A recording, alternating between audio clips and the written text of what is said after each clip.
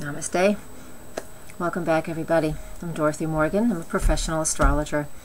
You can find me on the web at nhastrologer.com, where you can read this forecast in much more details, and you can find out where I'm teaching classes, lectures, all kinds of fun stuff. So please go, nhastrologer.com. If you ever have any questions, you can email me right through the website, and that is info@nhastrologer.com as well. So let's get started.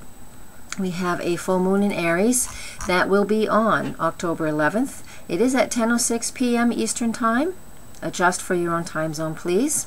So what we get to work with all day during the day of October 11th is we have this self-assertive, self-confident Aries energy. So if you're into doing full moon rituals, this would be a fabulous one. I could just feel the energy building as people dance around a fire and just really build and build and build lots and lots of energy. So at 10:06 p.m. when the time comes that you've written things that you need to let go of on a piece of paper, and you can throw them into the fire. I can just see that now. It feels great. Because what we need to do with this Aries energy is we definitely need to let go of some of our selfish components.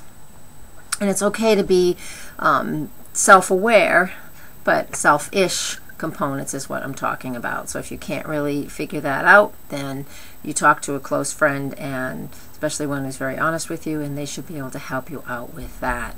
So those are the things that we need to let go of. Is, write it on a piece of paper and burn it. Let go of any of our selfish behaviors. All right, so sometimes we just get too involved in what's going on with friendships, partnerships, things like that. Oppositions, which is what a full moon is always about relationships. Another idea would be I release my need to have a relationship. Sometimes we find that we can't seem to go on without a relationship. So for a little while, maybe this would be good. So if things aren't working out well for you in a relationship, or you're so focused on it that you can't function as an individual, it is time to take a step back and release your need to have a relationship so you can work on yourself. All right, so those are some ideas, really simple ideas. Use whatever you want. Do what you like, because full moons, even though it is about Aries energy this time around, it doesn't have to be as specific as the new moon rituals. And if you don't know what that's about, go look at one that I've done previous. But this full moon, really is about releasing and letting go so we can be healthy. Releasing and letting go something.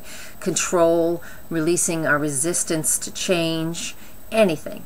Redefine yourself by defining what it is you want to let go of. All right, that's one of the major things with this full moon. Can I have some light? All right, I'm not sure what's going on with the light in this room, but this camera, I keep getting really dark. Oh well.